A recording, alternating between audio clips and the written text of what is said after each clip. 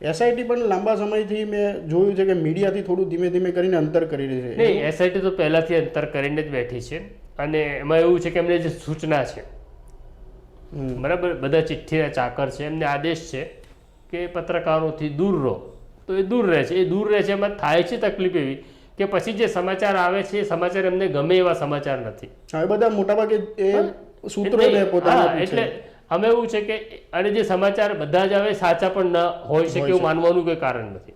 કારણ કે તમે તમારા ઇન્ફોર્મેશન નેટવર્કમાંથી ઇન્ફોર્મેશન લઈ રહ્યા છો, એમાં ખોટી પણ ઇન્ફોર્મેશન હોય, એક્ઝાગરેટ કરેલી પણ ઇન્ફોર્મેશન હોય, ગડબડ થવાની શક્યતા વધારે છે. જો એસઆઈટી રેગ્યુલર બેઝિસ ઉપર દર 24 કલાકે કોઈ બ્રીફિંગ કરે તો વધારે સ્પષ્ટ થાય. પણ મને એવું લાગે છે કે મામલો ગૂંચવવામાં કંઈક સૂચના છે કે મામલો અત્યારે ગૂંચવી રાખો, પેલું અકબરની ખીચડી જેવું છે. તો સાહેબ એની પાછળ આ જેમ કે પોસ્ટ હમણાં આપણે જોઈ તો એ પ્રકારના કોઈ રાજકારણનો જ ખેલનો ભાગ હોય છે. ચોક્કસ હું એવું માનું છું કે પોલિટિકલ સૂચનાને કારણે તપાસ ધીમી ચાલી રહી છે.